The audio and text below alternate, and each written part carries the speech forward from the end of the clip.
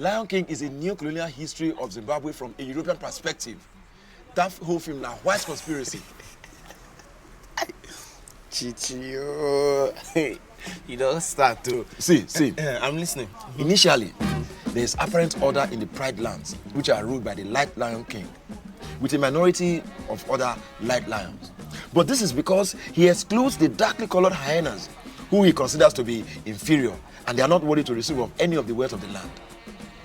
This represents colonial Rhodesia. And the Light Lion King is Sir Cecil Rhodes.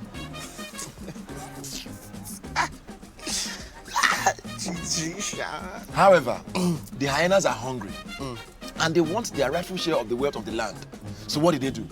They rise up and in revolution, sweep a darkly colored lion to power, who then becomes the next Lion King.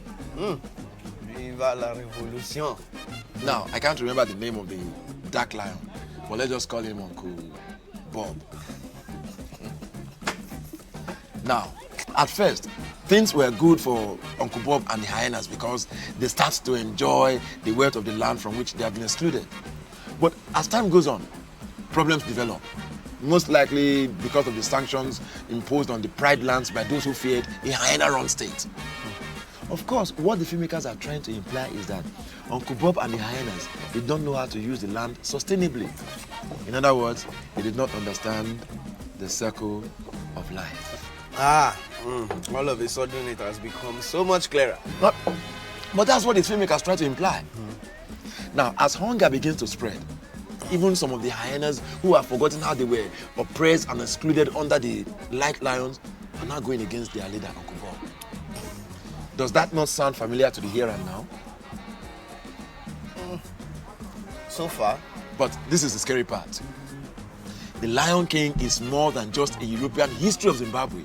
It's also a European vision of the future of that country and Africa. Now, let me ask you, how are you supposed to interpret the ending of the story? The son of the Light Lion returns to reclaim what he sees as rightfully his. He turns all the hungry hyenas against their leader, Uncle Bob, who they then kill. Then he sets things to how they were from the beginning. With the hyenas, who have once again been used and deceived at the bottom of the pile, with no food, no wealth. You think the white man has gone away forever? He's only waiting for the perfect moment to choose his time of return. Chichi.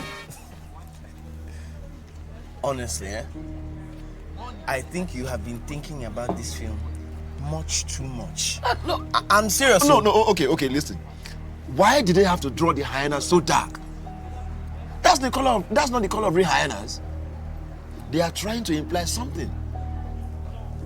Another interesting question. How many Lion Kings are there in the film? 3. How many lions are there on the shirt of the England football team? 3. You think that's a coincidence? There are no lions in England. So why should that be their symbol, which they wear on their white shirt? Because it represents what they think is their destiny. They await the coming of the third lion. But this time, Africa will be ready.